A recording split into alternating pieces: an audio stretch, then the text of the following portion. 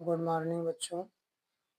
मैं तिवारी सर आप सभी लोगों के लिए एक यूट्यूब पर चैनल लॉन्च किया हूँ, जिससे कि आप सभी लोगों को यूपी बोर्ड एग्ज़ाम में जो भी कठिनाइयाँ हो रही हैं उनको दूर किया जाए।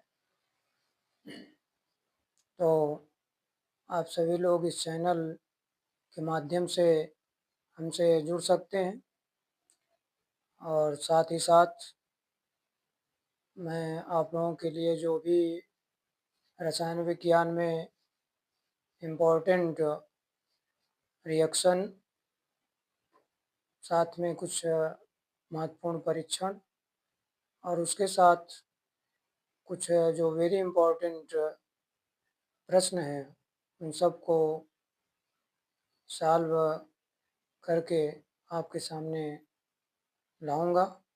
तो मैं चाहता हूं कि आप सभी लोग इस चैनल से जुड़िए और रसायन विज्ञान को आसान बनाइए, जिससे कि आपका बोर्ड परीक्षा में अच्छे से अच्छा नंबर प्राप्त हो। तो आज हम लोग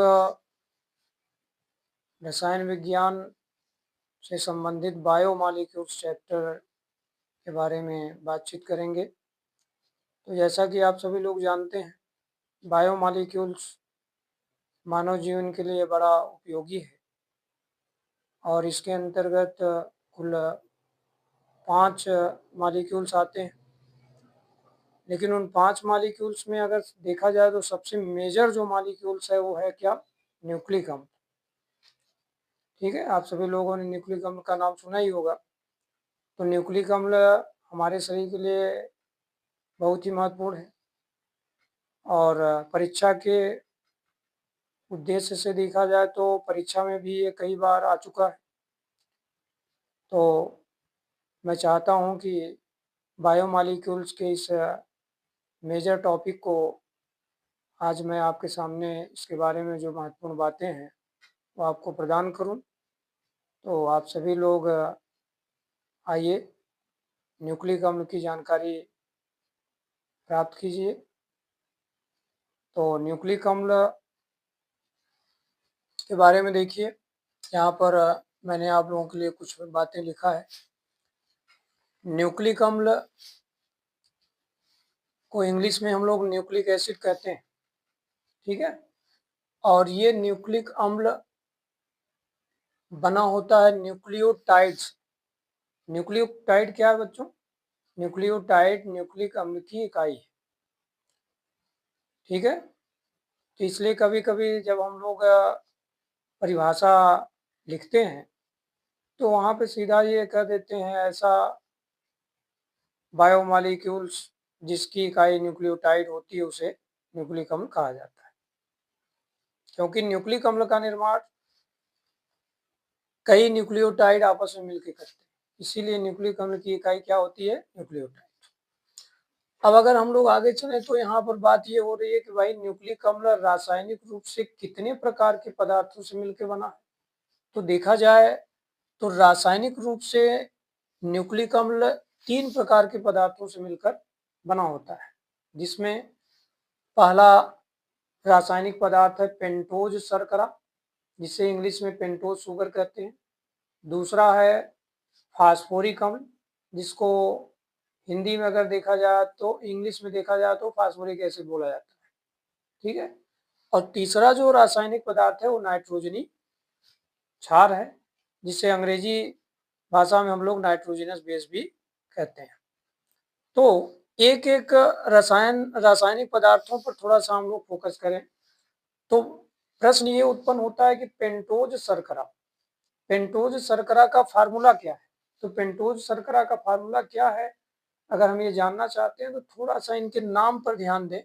लिखा हुआ है पेंटोज शर्करा। शर्करा मीन्स आप जानते हैं कार्बोहाइड्रेट की बात हो रही है। पेंटोज यानी 5 कार्बन, अर्थात 5 कार्बन वाला शर्करा। तो 5 कार्बन वाली इस शर्करा का अगर मॉलिक्यूलर फार्मूला देखा जाए तो होता है C5H10O5, ठीक है बच्चों। अब थोड़ा नीचे आइए तो पता चलता है कि हम लोगों के शरीर में यह शर्करा 2 प्रकार की मिलती है। एक को बोलते हैं राइबोज शर्करा, जिसका फार्मूला होता है C5H10O5, जबकि दूसरे को बोलते हैं डीऑक्सीराइबोज शर्करा, इसका फार्मूला होता है C5H10O4। तो जैसा कि नाम देख रहे हो, इसके नाम में राइबोज शर्करा के पहले क्या लिखा है, डीऑक्सी, यानी इसमें एक ऑक्सीजन कम होना चाहिए। उपरोक्त फार्मूले में से हम एक ऑक्सीजन कम करके इनका फार्मूला आसानी से लिख सकते हैं और अपने माइंड में बना सकते हैं। ठीक है, अब अगर हम लोग इन दोनों का स्ट्रक्चरल फार्मूला देखें तो स्ट्रक्चरल फार्मूला कुछ इस प्रकार से होता है। देखो, ये राइबोज शर्करा का स्ट्रक्चरल फार्मूला है। ये जो उपरोक्त मॉलिक्यूलर फार्मूला आप देख रहे हैं, इसके आधार पर बनाया गया ये संरचना सूत्र है किसका, राइबोज शर्करा का है।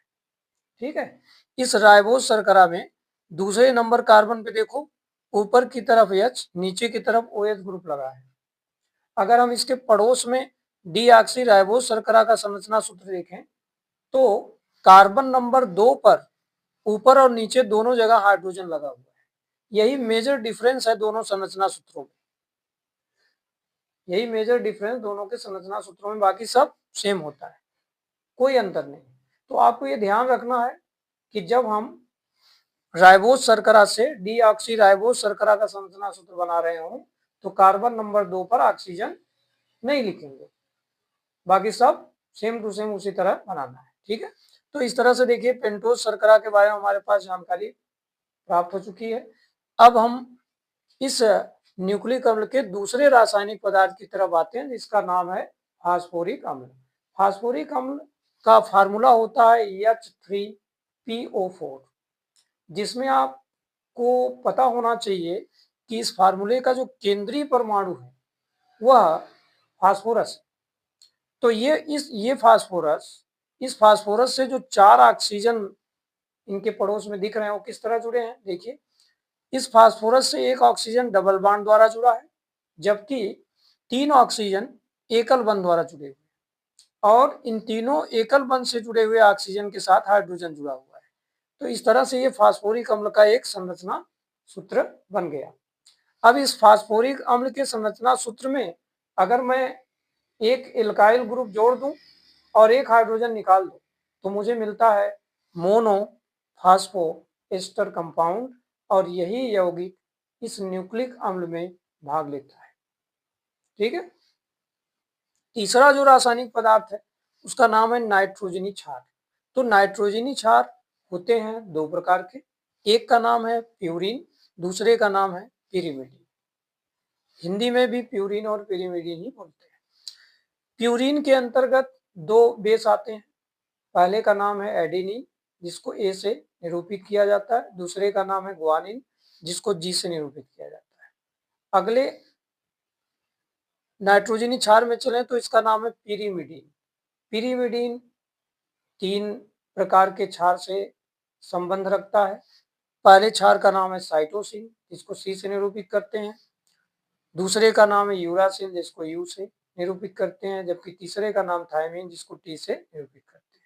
तो इस प्रकार से बच्चों आज हम लोगों ने न्यूक्लिक अम्ल के रासायनिक पदार्थ के बारे में कंप्लीट जानकारी प्राप्त कर लिया, जहां पर हम लोगों ने ये देखा कि न्यूक्लिक अम्ल 3 प्रकार के रासायनिक पदार्थों से मिलकर बना हुआ है।